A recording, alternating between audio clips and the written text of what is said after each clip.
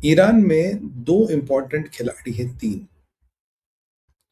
एक जो लारीजानी का रिप्लेसमेंट है वो, एक है वाहिदी, एक है मुश्तबा खमीनी, एक है Mousavi.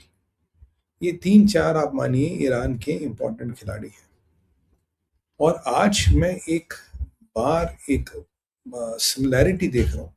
If I take about Mujtaba out for some time, ये तीनों खिलाड़ी कह रहे हैं कि ब्लॉकेड इलीगल है, ब्लॉकेड रहेगा नहीं, ब्लॉकेड हम तोड़ने वाले हैं। और अगर अमेरिका ने नहीं माना तो we will attack America by breaking the blockade. माहिनी ने कहा कि अगर ब्लॉकेड बातों से नहीं टूटेगा, मिसाइलों से तो कभी भी टूट सकता है। और गिलावाफ ने कहा कि हम मुसलमान हैं, हम बातें नहीं करते, हम एक्शन करते हैं। अब बातें बहुत हो गई, हम एक्शन करेंगे। और मौसवी ने कहा कि आईआरजीसी का एयरफोर्स पूरा तैयार है ब्लॉकेड को तोड़ने के लिए। बस रॉकेट फोर्स, बेसिकली एयरफोर्स तो बचा नहीं, जो भी है, बस हमें सुप्रीम लीडर आदेश दे दे। और जो भी अमेरिकनों के दावे थे कि डील हो रही है, नहीं हो रही, अब हुई, कब हुई, ये हुई, वो हुई, तो ईरान के विदेश मंत्रालय के प्रवक्ता ने कहा है कोई डील, कोई एमओयू, कोई भी चीज ऐसी नहीं है जो ईरान और अमेरिका के बीच फाइनल हुई हो जिसको देख के आप ये कह सके कि ये डील हो रही है, ये डील होने वाली। This nothing like that in the frame. तो मतलब कोई चीज हवा में भी नहीं है। ईरान ने अमेरिका के सारे ऑफर्स को निरस्त कर दिया है, ये उनका कहना है। और जो हमारा 14 पॉइंट का एजेंडा, अगर अमेरिका उस पर सरेंडर करने को तैयार है तो हम उस पर बात करेंगे। और हमारी दो शर्तें और भी है जनाब, और एंड अबव $1 बिलियन। और पहले $1 बिलियन का एक बड़ा इंपॉर्टेंट खेल है। तीन तीन मोटी मोटी शर्तें, मैं आपको तीनों बताऊंगा। पहली शर्त है कि हम स्ट्रेट ऑफ हॉर्मुज नहीं छोड़ेंगे, क्योंकि भाई हम तो मुसलमान हैं, हम कब्जे पे विश्वास करते हैं, हम कागज पे विश्वास नहीं करते। पहले भी बोल चुके, रिएटरेट कर रहे हैं। और ओमान के साथ हम स्ट्रेट ऑफ हॉर्मुज को पे कंट्रोल रखेंगे। अभी किसी को बर्दाश्त हो, किसी को पसंद हो, या अपनी ऐसी तैसी कराओ, जिसको पसंद नहीं आ रहा अपनी ऐसी तैसी कराओ, we will control it along with strait of Oman. हम ओमान के साथ इसको कंट्रोल करने वाले हैं। जबरदस्त, ओमान के साथ बिल्कुल कंट्रोल कीजिए। तो आपको पसंद आता ठीक है, नहीं तो आप अपनी ऐसी तैसी करो। तो स्टेट ऑफ हॉर्मोन्स पहली शर्त है। दूसरी शर्त है साहब कि एनरिच यूरेनियम ना हम हैंड ओवर करेंगे, ना हम इसको डिस्ट्रॉय करेंगे, ना ही ये ईरान के बाहर जाएगा। एनरिच यूरेनियम हमारे पास रहेगा। अगर आपको एश्योरिटी चाहिए हम न्यूक्लियर बम ना बनाए, वो हम एश्योरिटी देने को तैयार है, if you can still buy it, if you are idiots to buy it. और बट ये नहीं जाएगा। और तीसरी और सबसे इंपॉर्टेंट बात है कि भाई देखो, जो तुमने अमेरिका यहाँ नुकसान किया है उसकी तुम्हें भरपाई करनी पड़ेगी। और to pay for the losses which you have caused to the Islamic Republic of Iran, यानी कि वॉर रिट्रीब्यूशन आपको पे करना पड़ेगा। दिन में खबर आई थी कि वॉर रिट्रीब्यूशन को लेके एक बड़ी सेंसिटिविटी सी, एक सेंसिटिव इंफॉर्मेशन है।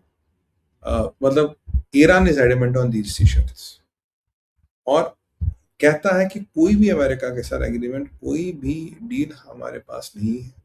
whatever Americans are claiming is all false। क्योंकि ट्रंप के मुंह पर मारा थप्पड़। इजरायली बड़े आराम से सिगार फूक रहे, कह रहे हमने तो तुम्हें समझाया था, तुम समझे नहीं।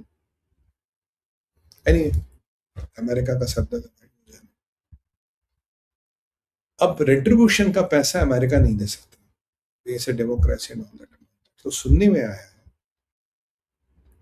न्यूयॉर्क टाइम्स को मैं कोट करते हुए आपको बोलता हूँ, न्यूयॉर्क टाइम्स कहता है कि कुशनर ने और विटकॉफ ने एक प्रपोजल डाला ट्रंप के साथ, क्यों ना $300 बिलियन, $300 बिलियन ईरान में लगाए जाए for the development of Iran, Iran का रियल एस्टेट। और वो मोस्ट प्रोबेबली ट्रम्प की कंपनियों के थ्रू भी लग सकता है।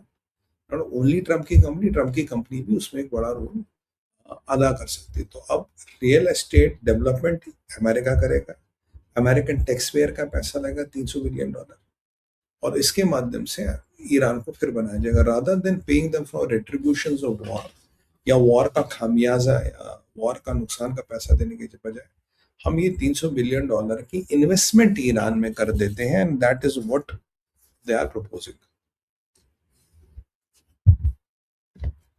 ये उनका कहना है। बताइए, बहुत बढ़िया प्रपोजल है। $300 बिलियन कितने होते? थोड़े तो होते हैं।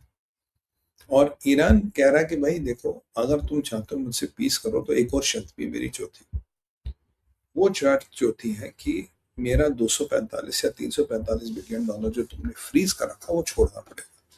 245 ही मानता हूँ, लगभग लगभग $500 बिलियन का जजिया देना पड़ेगा।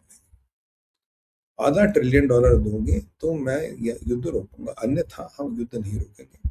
हमारी मिसाइलें तैयार हैं। अब आके हमें मारना चाहते हो, हम तो मरने के लिए तैयार हैं, हम तो जन्नत जाने के लिए तैयार हैं। तो इसलिए अमेरिका साहब, अब देखो आपको करना क्या है।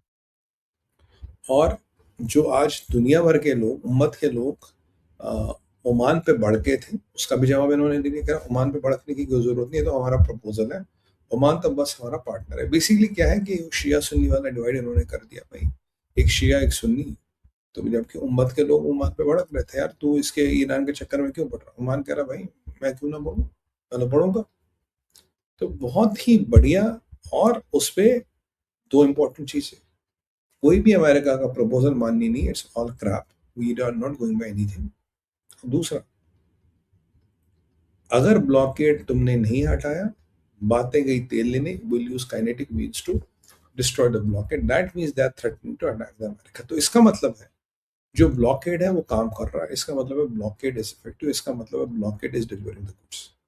क्योंकि मैंने आपको बोला था ये 2-3 महीने चल सकते हैं, 2 महीने, तब लगभग लगभग ब्लॉकेड को महीने भर तो हो ही गया, तो एक आध महीना और चलेंगे, तेल पानी बिक नहीं रहा, हालत खराब है। और कल फिर ईरान के शहरों पर अटैक हुआ रात को, कल की रात फिर ईरान के कुछ शहरों पर अटैक हुआ, परसों बंदर अब्बास में हुआ और आपका इमाम खुमैनी पोर्ट पे हुआ, कल फिर ईरान के कुछ शहरों पर अटैक हुआ, ईरान ने फिर रिटेलिएट किया। क्या अमेरिका अब छोटे छोटे करके पॉकेट्स में अटैक कर रहा है? Are they attacking in pocket? छोटा छोटा छोटा छोटा अटैक करके पॉकेट्स में अटैक कर रहा है। Iran can not go for a full fledged offensive and they don't have a lot of arson, they are also attacking in pockets. और जो डील की का खेल था वो लगभग लगभग निरस्त होता हुआ नजर आ रहा है, वो हमें खत्म होता हुआ नजर आ रहा है। तो अटैक्स लगभग आज 5वीं दिन है जब रोज रोज छोटे छोटे हो रहे हैं, और ईरान भी अकॉर्डिंगली रिटेलिएट कर रहा है। But Iran is realizing the American game, जो मुझे लगता है, क्योंकि इन 3-4 लोग का स्टेटमेंट आना कि भाई अमेरिका का सबसे बड़ा हथियार क्या है? अमेरिका का सबसे बड़ा हथियार है blockade, so let's go and hit the blockade. अब ट्रंप के पास युद्ध करने के अलावा कोई विकल्प बचेगा नहीं। ट्रंप के पास बड़ा अटैक और बड़े बॉम्ब यूज करने के सिवा और कोई विकल्प बचेगा नहीं। गिलाबाफ ने अच्छा स्टेटमेंट दिया, कहता है कि अगर पीट हेगसेथ कह रहा we negotiate with bombs, Iran negotiates with missiles. Pete Hegseth ने आज एक स्टेटमेंट दिया, कह रहा कि मेरा बॉस कह रहा था इधर deal with me and my mediators और deal with the person on the left. On the left बैठा था हेगसेथ, सेक्रेटरी ऑफ वॉर। तो गिलाबाफ ने कहा if अमेरिकans negotiate with bombs, we negotiate with missiles, and our missiles are more powerful than their bombs. तो अब basically क्या है, ये एक दूसरे की इंसल्ट करने की प्रतिस्पर्धा लगी है। तो मेरी इंसल्ट कर, मैं तेरी इंसल्ट करता हूँ, ईरानियों का एक ही प्रॉब्लम है, यार हमारी इंसल्ट मत करो पब्लिकली। और अमेरिकन की क्या, they never miss an opportunity to insult Iran. Psyops है, both sides are playing psyops, which is okay. War में सब होता है, we can't regret that part of the war. Interesting. तो मोटा मोटा ये है, कोई प्रपोजल, कोई तजवीज़, कोई भी हिसाब किताब नहीं है। और इसराइल वाले सगार फूक रहे, ट्रम्प साहब भुगतो और वो जाके भुगतो, इस्लाम को साथ लड़ो, and you think you know Arabs, you know Islam, you know Middle East, you know अल तकिया, जाके भुगतो। और तुम्हारा पाकिस्तान तुम्हारे लिए तो वैसे आकाश से तारे तोड़ लाएगा, फेवरेट फील्ड मार्शल।